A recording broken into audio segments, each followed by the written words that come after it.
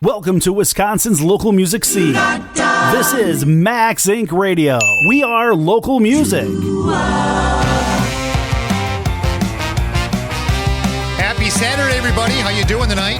Jimmy K, Rocker, and Terri Barr with you on the Civic Media Radio Network. Original local music until midnight tonight. Be sure to check out the website, maxincradio.com. Tons of great things there. Podcast, a way to send your music to us. It's all at maxincradio.com, Rocker. Jimmy, working out of Toronto, Canada, Martin Popoff has penned more than 100 books on hard rock, heavy metal, classic rock, and record collecting, including Pink Floyd and The Dark Side of the Moon, Rush, The Illustrated History, Led Zeppelin, song by song, Pink Floyd album by album, and even Bowie at 75, just really to name a few. In addition, he has appeared in magazines including Revolver, Guitar World, Goldmine, and is a regular contributor at bravewords.com. Martin also worked on the award-winning documentaries Rush, Beyond the Latest Stage, and ZZ Top. Wow. I mean, come on. On the phone with us right now is author, rock journalist, and music historian Martin Popoff. Martin, welcome to Max Inc. Radio. Hey, thank you very much. Looking forward to this. This is so exciting.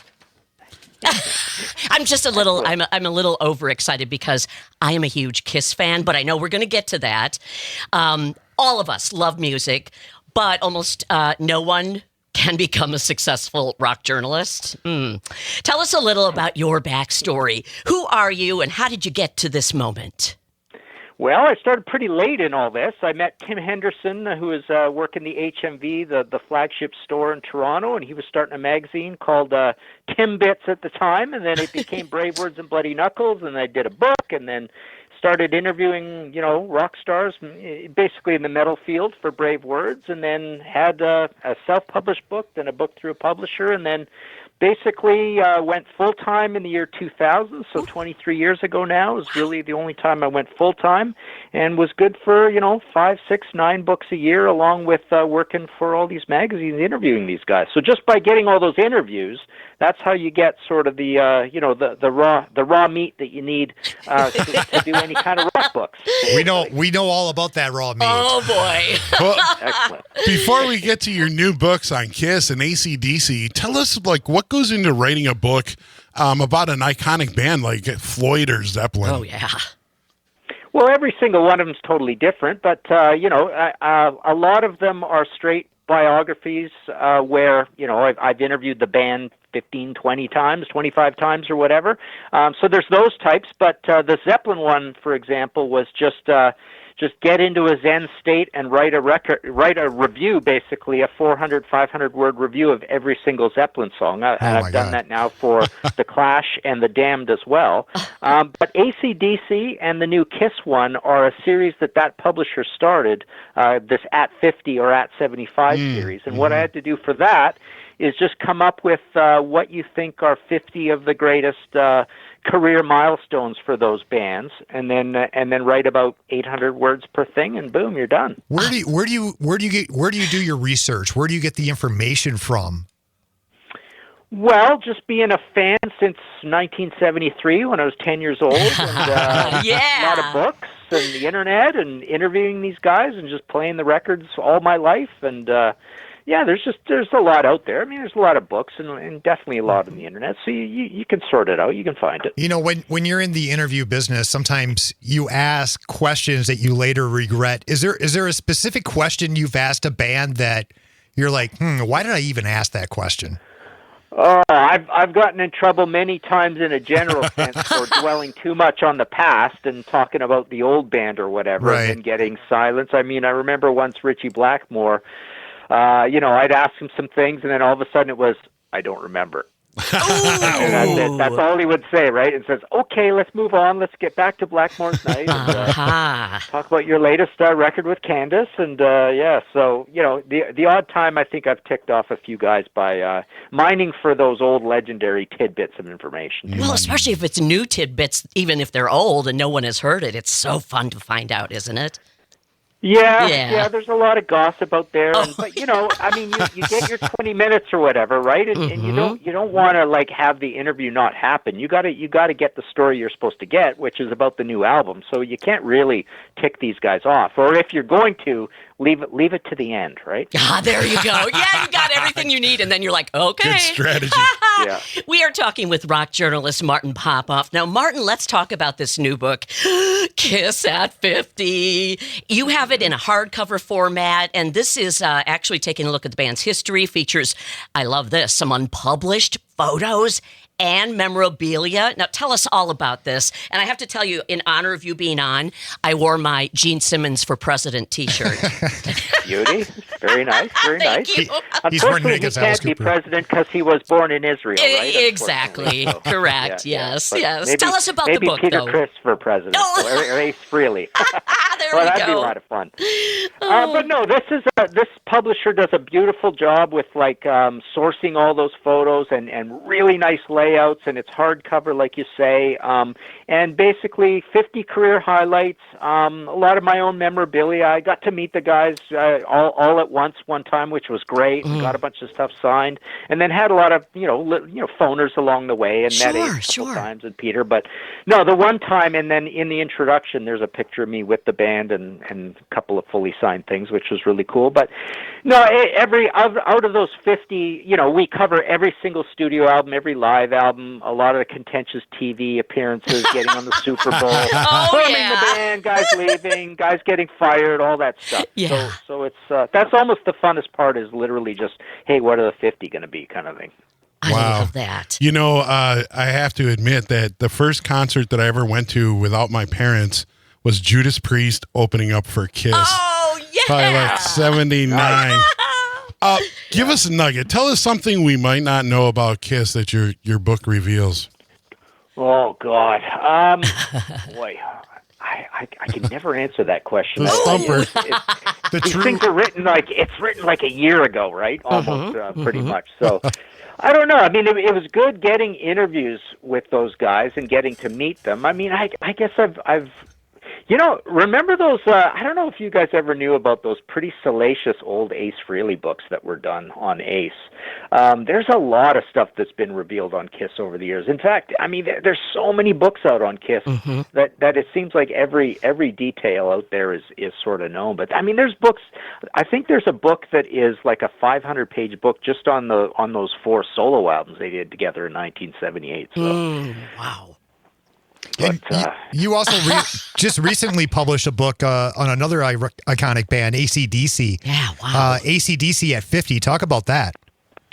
Yeah, and that's a similar sort of thing where it is the 50 career highlights and a few little interview things. But the nice thing about these books is it's not really interview based. It's basically giving you kind of just a history of the band in broken up into these bits, so you don't have to kind of read along all the time. You can just open it whenever you want, sort of thing. But AC/DC is one of these bands that's pretty. They kind of hold things close to their vest. There's the whole young family guardedness about those guys, which is pretty interesting. Yeah. As you go along the years, and then sadly we lose Malcolm. But my favorite memory was getting to see those guys at the Toronto had this almost like a Legionnaire's disease, respiratory disease, passed through here, and a bunch of people died back in 2003 or whatever. And what do they call it? SARS, right? Yes. So they had this big concert, SARS Stock, to help the tourism industry, and the Stones got involved and everything. So it was Stones headlining, AC/DC, Rush, BTO, even Justin Timberlake was there. He got totally booed off the stage. But I got to see this thing. Oh, dear. This was at like a big sort of decommissioned military site, wow. and they had 400,000 people at this outdoor field on this beautiful summer day. And the next day I got to interview Malcolm at the hotel room at 1 p.m. It was great. And I was standing there waiting to get in. Angus walks by. He's got the little white house coat on. He's carrying his little tray of tea, and I got to say hi to Angus. But then got in and got to meet Malcolm, and Malcolm was, I swear to God, if he was over 90 pounds, I'd be surprised. He was so skinny and short, right? But they're just a total sweetheart, the nicest guy. But although in the industry, like they say, he those guys can be pretty hard-nosed. So I think they just seem very studied with the media, right? Because I think if you get that famous, right? If you get that famous, your personality changes because everybody is treating you a certain way, right? Everybody's saying yes to you all the time. So yeah, it's funny. there's a smoothness there that you probably don't even notice because they're so good at it, right? But he was just so nice. It was great. Oh, that is so fun to hear about. What's if you're going to do another book? Yeah, good question. A brand new book after Kiss here. What would that book be? Who would it be on? Oh man, I would love to do more for this publisher. I mean, possibly Motorhead. I think Motorhead. There's not enough Motorhead books out there. I tell you, if someone told me like you could have one band for the rest of your life and 12 albums or whatever, I would pick all the recent Motorhead albums and just can I play those all the time? The lyrics are so good, the music's so good on them. I would like to write a book even just about Lemmy's lyrics. Frankly, I mean that would be actually pretty cool. But I don't know, Queen. You know, I've never interviewed Queen. Well, actually, I have written one Queen book. That's right. So I have done one Queen book. But and that was part of a series where it's you assemble a panel of experts and you basically interview people about every single studio album, and I'm just the moderator. I've done 5 for those guys like that, 3 or 4 for my UK publisher. But that publisher, I'm doing another one for them right now. But that publisher, what they want to do is they want you to get a few celebrities if you can, right? So I've had some pretty decent people in there, like I had Kirk Hammett and Dee Snider and Marty Friedman and stuff, but for the Queen one, I couldn't believe it. You send out this formal letter and stuff, but guess who said yes? Paul McCartney. Wow. So I got Paul McCartney in the Queen one. It's like one Friday I'm sitting here like 2:00 in the afternoon. It's like I get this email saying, "Yeah, Paul will talk to you at 4:00." Wow. You know, it's like, I'm like passing out, right? Ventilating, absolutely. Right? And that turned out to be a phoner, and he was driving his own car instead of being driven. He was going back from the studio in London to his palatial country estate, and doing this phone interview with me in the car.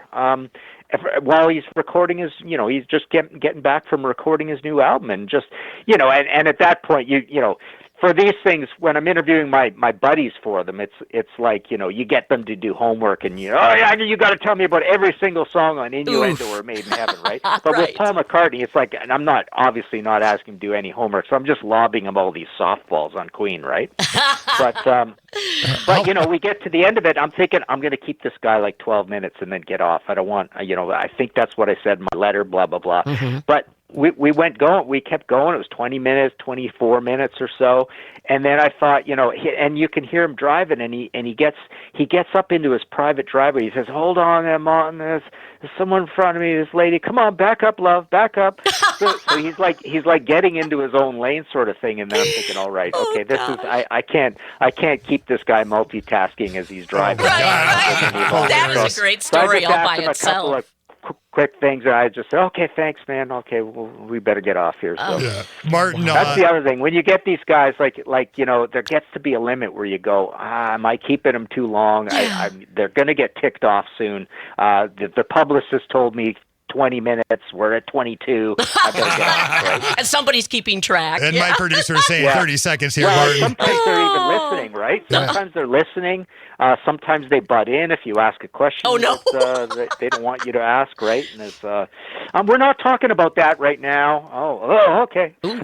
Hey, maybe we'll see you at a Kiss Expo sometime soon. That would be a lot of fun. That would be a lot of fun. That would be a blast. I've only been to one years ago, but I've never been in one with a table of my stuff or anything. You should definitely look into that. The only time I ever met Peter Criss was at a comic sort of expo that it was one of these autograph signing things with movie people, and so they had Dee Snider, Lita Ford was there, Ken Kelly, who did the cover art for Destroyer and Rainbow Rising, but also Peter Criss was there, and it's funny. I knew the guy that was kind of his, working with him, handling him, and Danny Stanton, really nice guy, and the washroom happened to be by my table of books, right?